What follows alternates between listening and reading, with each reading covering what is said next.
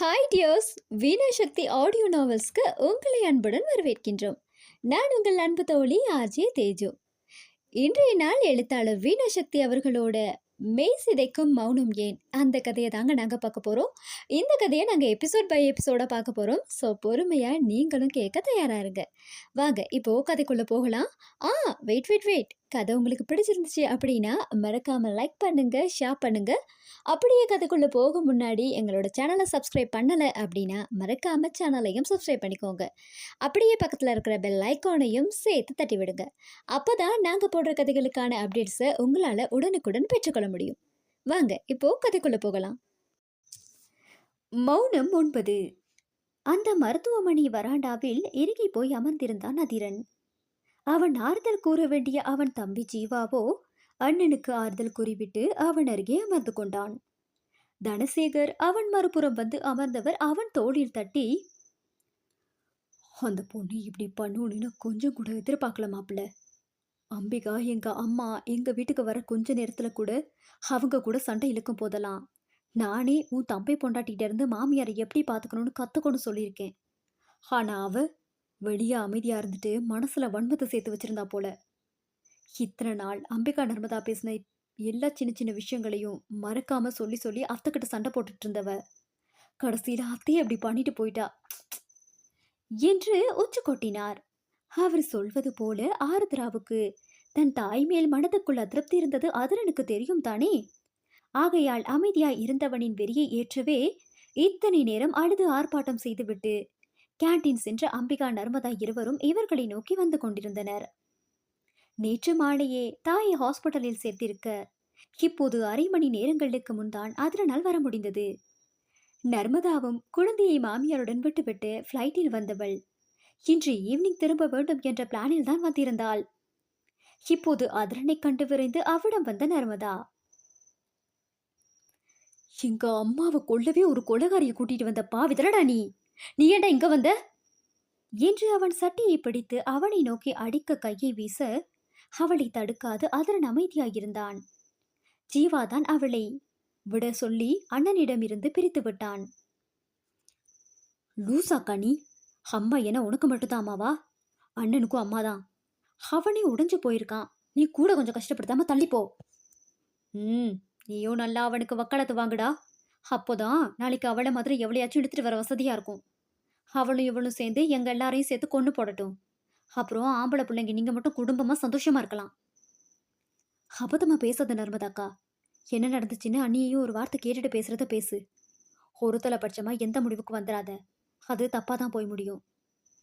ஜீவா மறைமுகமாக தன் அண்ணனுக்கும் சேர்த்துதான் உரைத்தான்.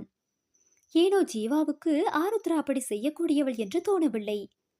தான் இன்னும் தன் அண்ணன் உதவியில் ஜாலியாக படித்துக் கொண்டிருக்க அவளுக்கு தன்னை விட 1 வயது குறைவாக இருந்த போதும் திருமணம் என்று தங்கள் குடும்பத்தில் சிக்கி ஆருத்ரா படும் பாடுகளை ஹாத்ரனை விடவும் அதிகம் தெரிந்தவன் அவன். அரிதாக பேசும் சமயங்களில் கூட சிறு நட்பு இழையோடும் ஆருத்ரா ஜீவா இருவருக்குள்ளும். அதனாலே அவளுக்கு பரிந்து பேசினான். ஓஹோ, அவளை மாதிரி எடுத்துட்டு வருவனு பார்த்தா இவனே விட்டாலும் அவளை நீ விடாம எடுத்துட்டு வரவோ போலையே என்று நாகரிகமற்ற நக்களாய் மொழிந்த நர்மதாவின் கண்ணும் தீயாய் எரிய அதிரன் உக்கிரமூர்த்தியாய் அவள் முன் நின்றான். ஜீவா தன் தமக்கை வெறுத்து போய் பார்த்து நின்றான். சத்தம் கேட்டு ஓடி வந்த டியூட்டி நர்ஸ் ஹாஸ்பிட்டலில் ஒழுங்காக நடந்து கொள்ளுமாறும் இல்லை என்றால் மொத்த பேரையும் வெளியேற்றி விடுவேன் என்றும் தட்டிவிட்டு சென்றாள்.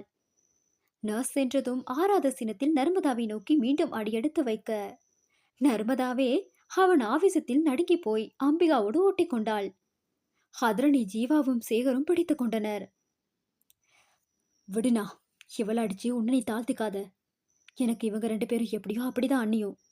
இதுக்கு மேல அவங்க என்ன நினைச்சாலும் அது அவங்க பொறுப்போ என்று பதில் கொடுக்க அவசரப்பட்டு வார்த்தையை விட்ட நர்மதா ஜீவா சொன்ன வார்த்தைகளில் கூசி போனாள். கட்டி கொடுத்தாலும் சகோதரிகள் மேல் மாறாத அன்பு வைத்திருந்த ஒரு தம்பியிடம் கையாலும் இன்னொருவனிடம் வார்த்தையாலும் ஒரே நாளில் பட்ட அடி அவளை நிலைக்குலைய செய்ய கலங்கிய கண்களை அவர்களுக்கு காட்டாது தலை குனிந்து கொண்டாள். இப்போ எதுக்கு அது அவளை நீ அடிச்ச? ஏதோ அம்மா ஹாஸ்பிட்டல்ல இருக்க போய் கொஞ்சம் கூட குறைய பேசிட்டா, அதுக்கு அவளை நீ அடிப்பியா? அவ இப்ப இன்னொரு வீட்டு மருமக, அவளை அடிக்க உனக்கு என்ன உரிமை இருக்கு சொல்லு? ஒரு நாள் எங்க அம்மா ஹாஸ்பிட்டல்ல இருக்கவுமே எங்க நிலைமை இப்படி இருக்கு. அவங்க இல்லனா நானும் நீயும் நாரியத்தை தாண்டி சாகணும் என்று அவளும் கலங்க தாயின் நினைவில் இருவருமே அழுதனர். அடும் தண்ணீர் உடன் பிறப்புகள் மீது அதிரனுக்கு இரக்கம் சுரந்தாலும் அது என்ன, கோபத்தில் என்றாலும் பேசக்கூடிய வார்த்தைகளா என்று மனம் அமைதியடைய மறுத்தது. அக்கா, அம்மாக்கு இப்படி ஆனதுக்கு காரணம் ருத்ரானா, அவளை இவ அதுக்கு மட்டும்தான் திட்டணும். அது என்ன அப்படி ஒரு வார்த்தை பேசுறது? அவ என் பொண்டாட்டி, என் குழந்தைய வயிற்றுல சுமந்துட்டு இருக்கா. அதை எப்படி மறந்து போகலாம் இவ என்று நர்மதாவை சுட்டிக்காட்டி அழுத்தமாக அவன் கேட்டு நிற்க அம்பிகா எச்சில் விழுங்கினாள். இருந்தும் தன்னை சமாளித்துக் கொண்டு, தோ இப்ப சொன்னல அதி, இதுதான், இது மட்டும் தான் அவளை இப்படியெல்லாம் பண்ண தூண்டியிருக்கு. நாம என்ன பண்ணாலும் இவன் குழந்தைக்காக நிச்சயம் நம்மளை ஏத்துப்பானா அந்த நம்பிக்கையில தான் அவனை அம்மாவை தள்ளி விட்டுட்டு போனவ. இன்னைக்கு விடிஞ்சு இவ்வளோ நேரம் வரைக்கும் ஃபோன் பண்ணி கூட என்னாச்சு, அம்மா எப்படி இருக்காங்கன்னு விசாரிக்கல. அது சரி, என்ன இருந்தாலும் நீ உன் பொண்டாட்டி புள்ள பக்கம் தானே நிப்ப. ஏன்னா இப்போ நீ எல்லாம் சொந்த காலில் நிக்க ஆரம்பிச்சிட்டல்ல. அம்மா அப்பா இல்லாம தையல் மிஷினை மிதிச்சு மிதிச்சு சோறு போட்டதெல்லாம் உனக்கு ஞாபகம் இருக்குமா என்ன? ஞாபகம் இருந்தாதான் அவ உடைச்சிட்டு போனது மிஷினை மிதிச்ச அதே காலனை உனக்கு கொதிச்சிருக்குமே என்றவள் விசும்பினாள். அம்பிகா பேச பேச அதிரனுக்கு மட்டும் இன்றி ஜீவா நர்மதாக்கு கூட தங்கள் இளமை காலத்தில் தாய்ப்பட்ட துன்பங்கள் கண்முன் வந்து போனது.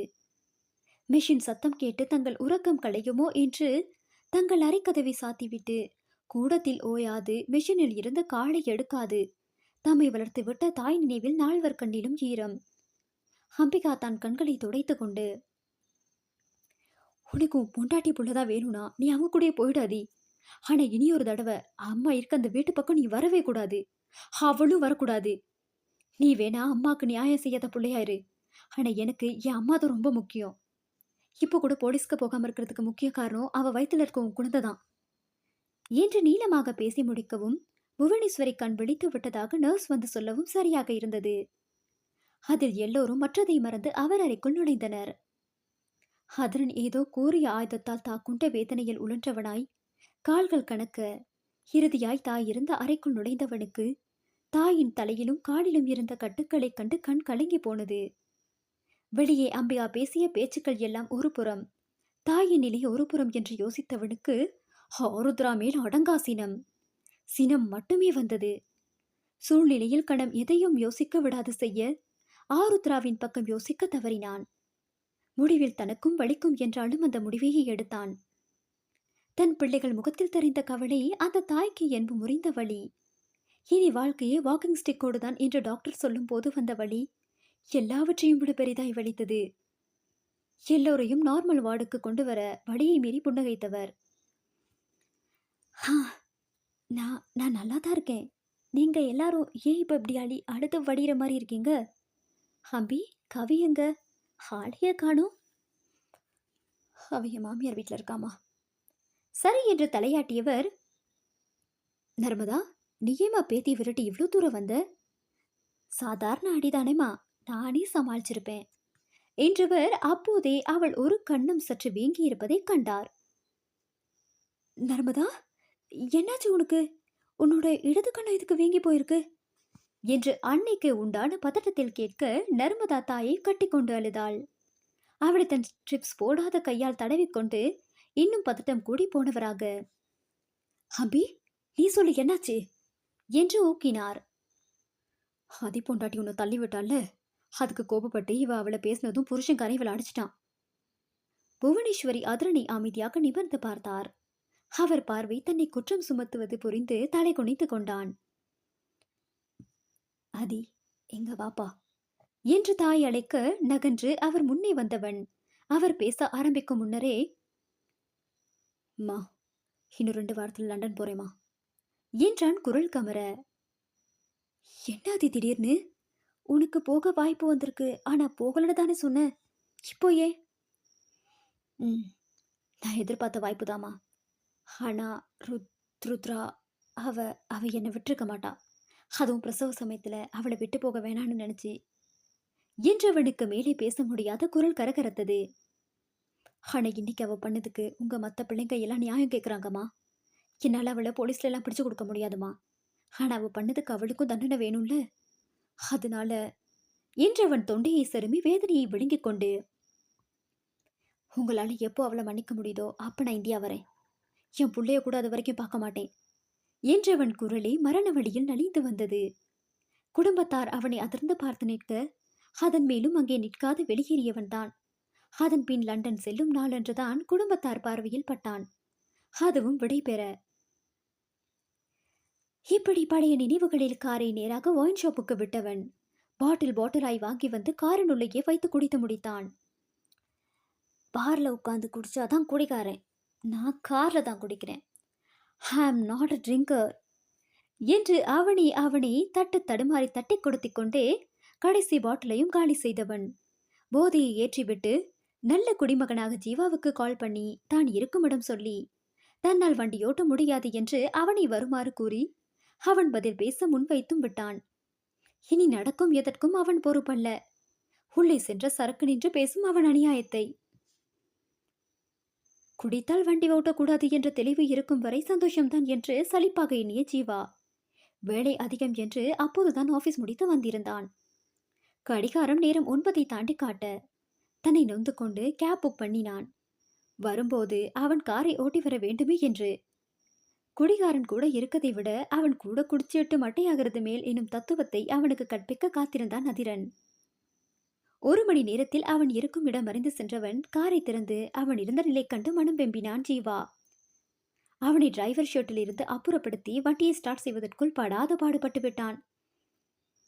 இதில் பாதி வழி செல்லும் போதே, ஐயோ என் பொண்ணு இசை என்று அலற ஜீவா பயந்து போய் வண்டியை நிறுத்தினான்.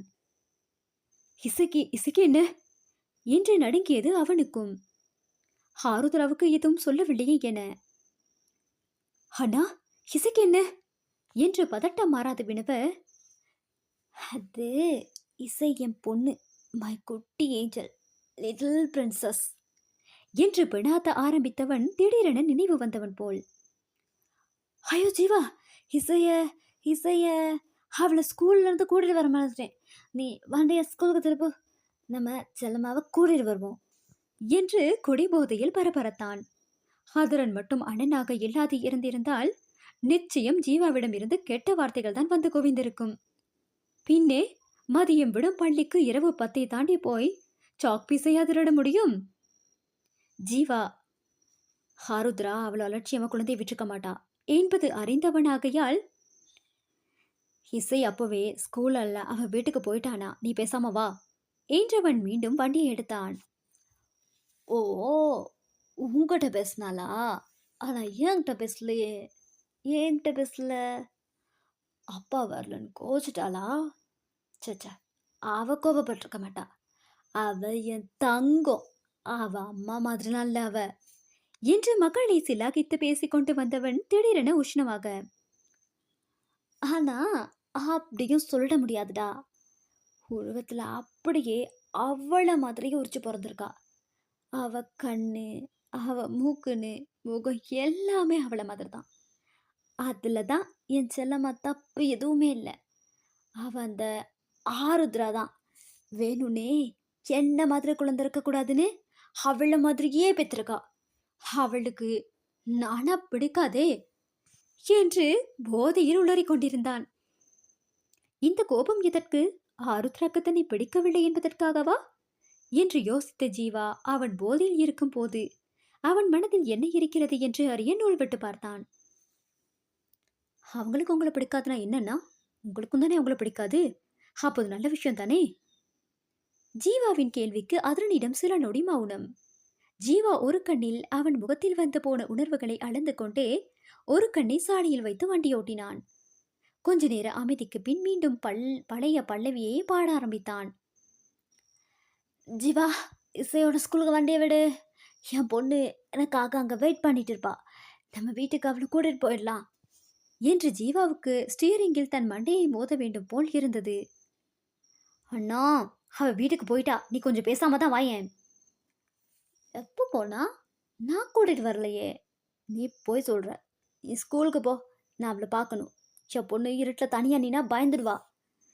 அண்ணா, அவ அங்க இல்லைண்ணா, நான் தான் அவளை வீட்டில் கொண்டு போய் விட்டேன்.